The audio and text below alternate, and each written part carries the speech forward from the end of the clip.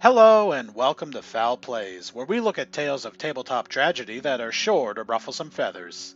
I'm your host, Boss Goose, and in today's story, we have a player who is obsessed with shipping her and OP's character together despite not knowing or caring about anything in their background, who gets angry when OP doesn't react to her flirting the way she wants them to, and is extremely jealous of an NPC that OP becomes friends with, getting irritated and belligerent, only to drop OP like a bad habit as soon as the DM presents an alternative option.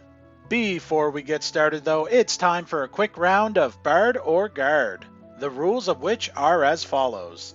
There's a knock knock knock on my door and I need you to tell me if it's a party loving Bard or a stick in the mud Guard, so I know if I need to hide my party favors. It's as easy as that, so make your choice in 3, 2, 1, and it turns out that it was a guard, so if you chose correctly, thanks for the heads up, I was almost plucked. And if you chose incorrectly, unfortunately, all our treats have been confiscated. But fear not, just hit that subscribe button and the Bard will deliver you updates whenever new D&D stories are available on my channel, as well as a tasty backlog of dozens of already existing tales. Now, without any further delays, take your seats and wet your beaks as we dive on into today's tale. Hi there. After my last post, I was asked to share a bit more detail on some of the scenarios I had hinted at, specifically the moments where that player was throwing tantrums left and right if things didn't go their way, accusing me of being malicious and betraying them and their vision. So here I am, with the tale of my very first campaign. The cast includes me, yours truly, playing a straight human cleric. Problem player, playing a gay half-elf bard. DM, you know the drill, plus his DMPC, a bi-pan human warlock bard. Both players, so me and the other player, are women, which I fear is important to know here. Also, she and the DM have been friends for over a decade, which might be the reason it went on for as long as it has. So let's get to it. The campaign is set in your typical high fantasy setting, and most of the core group meets up in a tavern. The group dynamic is great. There's some RP happening right off the bat, and we're having a fun time, getting into our first mystery to solve in the town we're staying in. By now it's become clear that my cleric and the bard are the only male members in the party, and since the bard is your typical pretty, arrogant, very gay bard, he starts hitting on my cleric immediately. Now, my cleric is not only straight as an arrow, but also a recent widower. He lost his wife maybe 6 weeks ago and is very obviously not in a place to deal with it. He's refusing to sleep, he hasn't bathed in a while, he's often absent-minded.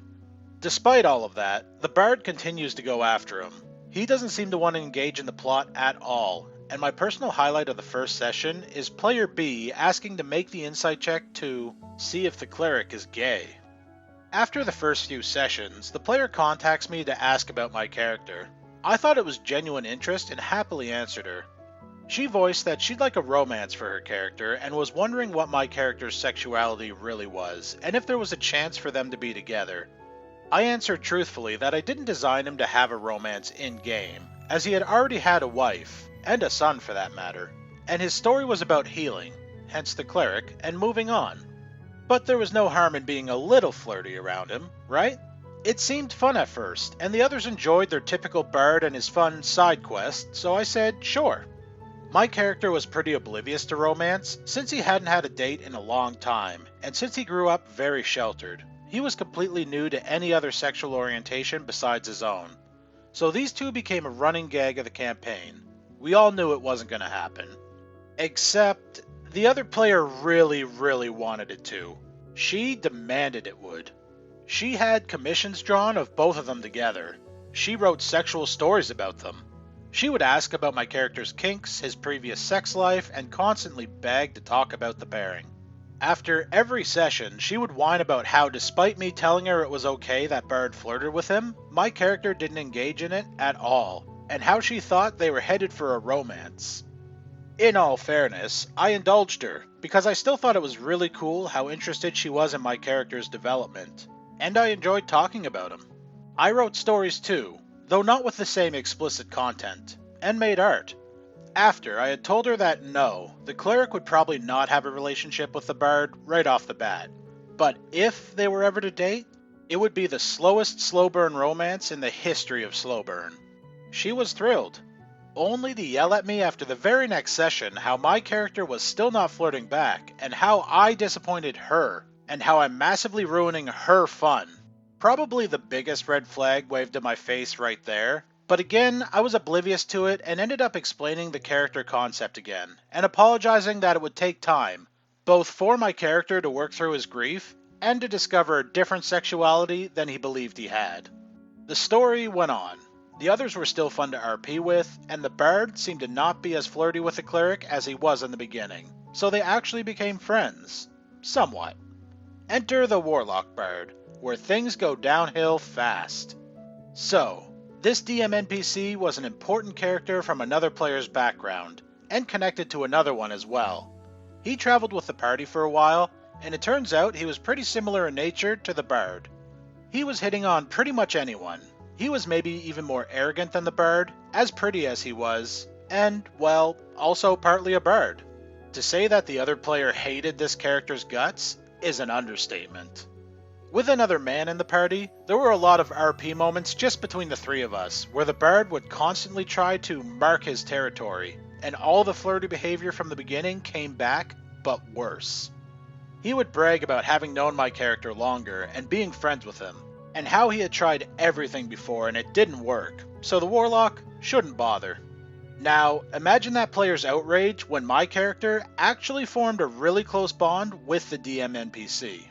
The difference was that both the DM and I knew there wasn't any romance happening, ever. And this DM NPC's flirting was a quirk, not his entire personality. He actually had character that didn't revolve around his sexuality, and that was the polar opposite of my cleric's, which gave me a great chance at developing my character more, as he challenged his morals, his perception of the world, and most importantly, his grief. The bard, on the other side, had never even bothered to ask my cleric about his wife.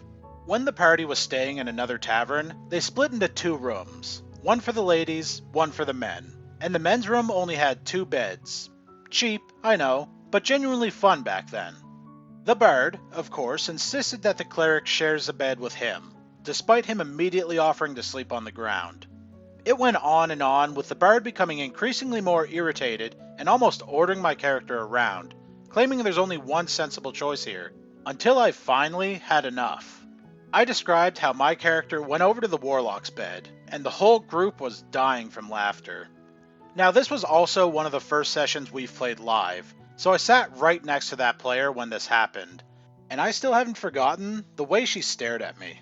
Afterwards, back to online sessions and chatting again, all hell broke loose.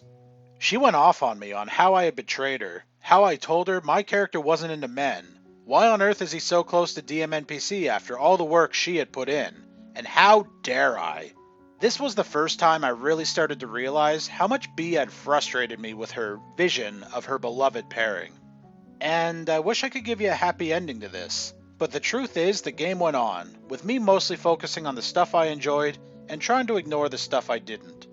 There were still moments where that player would throw a fit when my character and the DM NPC had solo RP moments, and in the end, after me approaching the DM with this issue, he decided to give her the romance she so desired through an NPC specifically for that purpose. Now, a quarter of our playtime was dedicated to that player living her romance fantasy, including fully RP'd date nights, and B would pick up writing and commissioning art again. The game didn't last that much longer after that, but we would continue to play other campaigns together, mostly because she was a package deal with other people I cared about. She was definitely the worst problem player I've ever had to deal with, and in hindsight, this first experience in a game with her wasn't even the worst thing she would do, but it was the creepiest for sure. Oh, except for that one time in my campaign where she wanted me to play out a pedophile grooming relationship between a 30-ish-year-old man and her 15-year-old character, because love, I guess? Where, as it turns out, she didn't even intend for this man to be a pedophile, despite writing his backstory that he was physically attracted to a young boy, and regrets not showing him the ropes. Yikes. But that's a story for another time. Until then. TLDR, player is deeply invested in her gay fantasy and throws a fit every time my straight character doesn't play his part. So, in-game romance can be a fun development for a character, whether it's between two PCs or with an NPC. The problem here is that B didn't really care about who OP's character was. She just wanted a relationship for her own character, and the cleric was the only one who fit the criteria of being male. Now, first off, I just want to make clear that there's nothing wrong at all with same-sex relationships. The issue here is that OP's character wasn't written with romance in mind. In fact, quite the opposite, as they were a widower who was still grieving the loss of his wife. With this in mind, B expecting the cleric to just immediately fall for the bard after essentially just meeting them and getting flirted with a few times was not realistic and completely disregarded OP's backstory. Again, B knew nothing about the cleric and didn't seem interested in learning anything about him, as she didn't even ask about his wife, which was the focal point of his background. So it's no surprise that the cleric bonded quicker with the DM NPC, as he showed an actual interest and allowed for some good RP and character development, rather than just trying to force a romance. Despite this, there were a few things that OP did that encouraged B's behavior, like doing their own artwork and writing stories and saying that there was a chance it could happen, none of which is bad, it just fed into the obsession and may have given her the wrong idea about the ship, even though she was told it would be the slowest of burns. In the end though, B was acting very selfishly, not caring about anything but what she wanted and disregarding anything that went against that.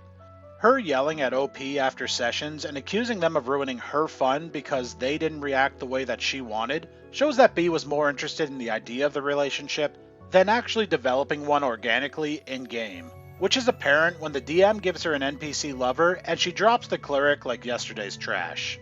I guess if I was to give any advice on the subject, it would be to get to know the other character, treat them like a person, not an object of desire, and respect their situation. If you do this, throw in a little flirting, and are patient, you have a much better chance of starting that romance than yelling at their player for not doing what you want. Anyway, thanks for checking out my video and sticking around till the end. I just wanted to thank everybody for the continued support, and I can't believe that we're already over 50 subscribers. The Goose Gang is growing faster than I ever expected, and I have all of you to thank for it. So I'll continue working hard to put out videos and improve my skills to bring you more quality content on a consistent basis. So if you like this video, go ahead and hit that subscribe button and leave me a goosebump in the comments below telling me what you like about my videos and what I can improve on. The feedback is greatly appreciated. But until next time, be good players.